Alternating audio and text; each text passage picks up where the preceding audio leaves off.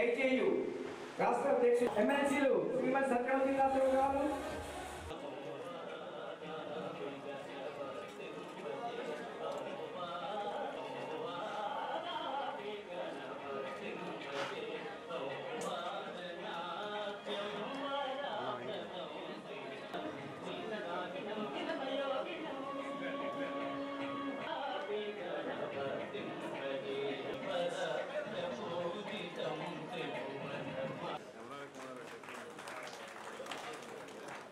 గట్టిగా చప్పట్లతో మన అశోకాన్ని తెలియజేద్దామండి.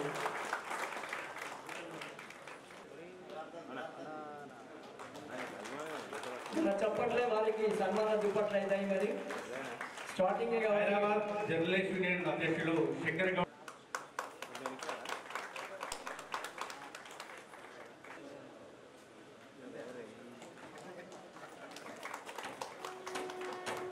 బ్రహ్మాండంగా ఇప్పుడు అద్భుతమైన కార్యక్రమం చిన్నగూడూరులో జరిగింది. హిరాజ్ అలీ గారు హైదరాబాద్ నుంచి వచ్చి వాస్తవంగా భార్య పెద్దలు, ఈ గౌరవనీయులు శాస్త్ర మండలి సభ్యులు రవీంద్రరావు గారు, ఈ బీజాలు నాటబడుతున్నాయి. దాశరథి గుర్తులను మనం నిర్మించుకుందాం. ఇది బలమైనటువంటి పునాదులు వేద్దాం. మంచి సమాజం నిర్మాణంలో దాశరథి గారు లాంటి కార్యక్రమాలు బ్రహ్మాండంగా కొనసాగిస్తామని ఈ సందర్భంగా మనవి చేస్తూ హాజరు రచయిత కవి శ్రీ నందిని సిద్ధారెడ్డి గారు.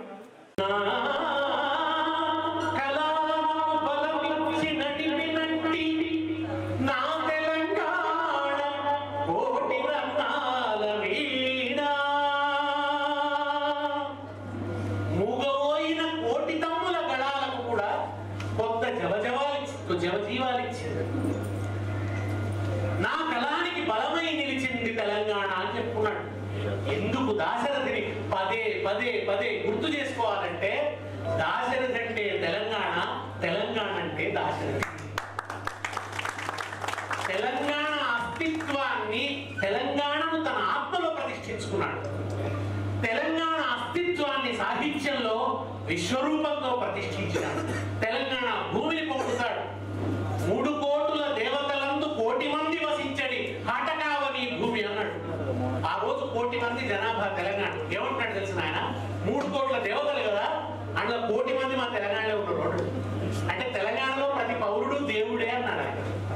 1 కోటి మంది పౌరులు ఉంటే ప్రతి పౌరుడు దేవుడే అన్నాడు. ఎంత ప్రేమించాడు తెలంగాణని, ఎంత ఆరాధించినాడు తెలంగాణని. తెలంగాణమున గడ్డి కోసయం సంధించన్ కృపాణం, రాజలలాముండను వాని పీచ వడతం సాగెం యుద్ధం, ఏమగునో తెలియంగరాక దిశాంచలములను చక్ర పరంపరలు సయ్యాటలాడని దివిన్నంటాడు. దిక్కులు అల్లాడిపోయినాయంటే ఏం జరుగుతుందో అని. తెలంగాణలో గడ్డి కోస కూడా కత్తి చూసింది అన్నాడు. అంటే అర్థం ఏంటి? గాలి దుమ్ము కళ్ళలో పడ్డట్టు మామూలు నాగలి పట్టిన రైతు, గోసి కూడా లేనోడు, గోసి మొగడోడు, అర్ధబానిసగా బతుకుతున్నవాడు, దురావాంఛన్ని కాల్మొక్త ఏటికేదం బట్టి ఎలి పుట్లు బండించి ఎన్నడూ మెతుకెరుగరన్నా, నేను గంజిలో మెతుకెరుగరన్నా, నేను గంజిలో మెతుకెరుగరన్నా, నేను 1000 పుట్లు పండిస్తున్నా నాకు గంజిలో మెతుకులేదని దుఃఖిస్తున్న రైతు చేతిలో బందూకు పెట్టి ఒక రాజు మీద యుద్ధాన్ని ప్రకటించి ఆ రాజు గజ గజ గజ గజ పడికిపోయేటట్టు, అంటే చీమలు బలవంతమైన సర్పము చలి చీమల చేత చిక్కి చావదే సుమతి అని సుమతి శతకారుడు అన్నట్టు, చీమల గుంపులు కదిలినై పాముకు గుండెలు అదిరినేని గదరన్నట్టు, అట్లా ఒక చలి చీమల దాడి జరిగింది కనుక ఆయన ఏమన్నాడు? తెలంగాణమున గడ్డి కోసయు సంధించని కృపాణము అన్నాడు. ఒక ప్రజా కవికి ఉన్నటువంటి సాహిత్యపరకు ఉన్నటువంటి ఘన చరిత్ర మానుకోటకు ఉంది.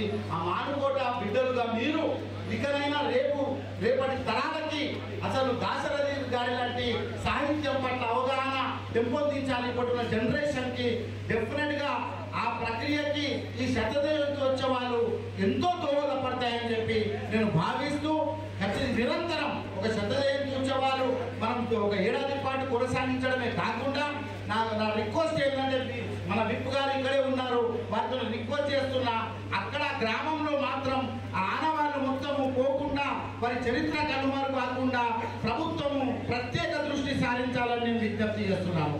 ఆ గ్రామానికి నిజంగా మన దేశపతి గారు అక్కడ సభలో కోరినట్టు ఆ మండలానికి దాశరథి మండలం అని చెప్పెట్టిన మనము అభ్యంతరం మనకు చాలా మందితో అంటే తెలంగాణలోనే ప్రభుత్వానికి ఒక మంచి పేరు వస్తుంది, సాహిత్యానికి ప్రభుత్వం కూడా గౌరవిస్తుందని పేరు వస్తుంది కనుక దానికి దాశరథి చిన్నగూడూరు మండలంగా నామకరణం చేస్తే బాగుంటుందని చెప్పి తెలంగాణ రాష్ట్ర వర్కింగ్ జర్నలిస్ట్ యూనియన్ బాధ్యుడుగా నేను కూడా వారిని కోరుతున్నాను.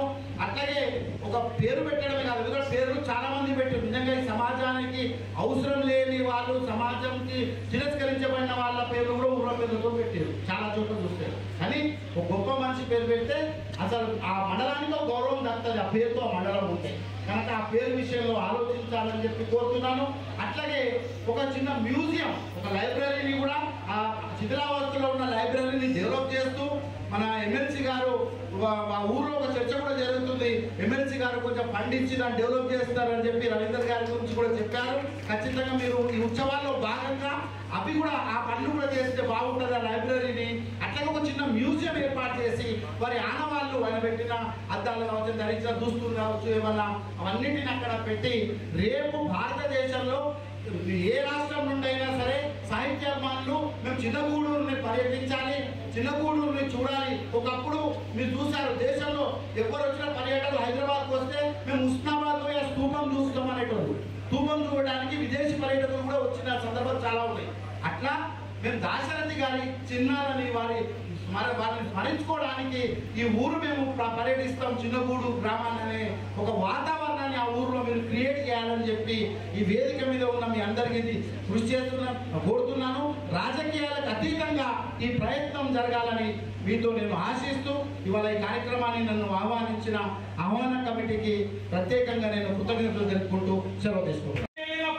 మనకి లేని సుఖం ఆయనకి అనుకుంటారే, సుఖం ఉన్న వాటి నుండి మాటలు మనం ఎదిగినాలి అనే కీటగుణం దొరకగుణం జనాల్లో పెరిగిపోయినప్పుడు ఎందుకు అని చెప్పి చేస్తారు, ఎందుకు వింటారు, ఎందుకు ఎత్తుకుంటారు, ఎందుకు కట్టించిన వాళ్ళ గురించి గుర్తు చేసుకోవాలంటే చాలా సాహసం ఉండాలి, చాలా శక్తి ఉండాలి, చాలా దూరదృష్టి ఉండాలి.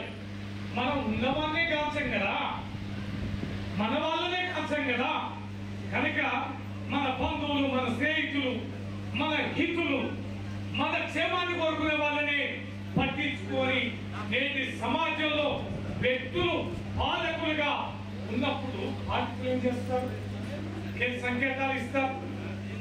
అందుకనే దేశపతి గారు లాంటి, సిద్ధార్థ గారు లాంటి ప్రభుత్వాలు ఎందుకంటే రాజులు కూడా కృష్ణదేవరాయలు కూడా చెరుకుపోయి చెప్పుకుంటాం నుంచి వచ్చి మన గూడూరు మట్టి బిడ్డ మాట్లాడినట్టే మాట్లాడారు. మా దశరథికి వచ్చి మీరు పట్టించుకోకపోతే ఎట్లా అని వారే చిన్నగూడూరు మాట్లాడినట్టుగా మనకి ఎంత తనలాగా ఉండాలో అర్థం చేసుకోవాల్సిందిగా విజ్ఞప్తి చేస్తే ఇప్పుడు దేవి ప్రసాద్ గారు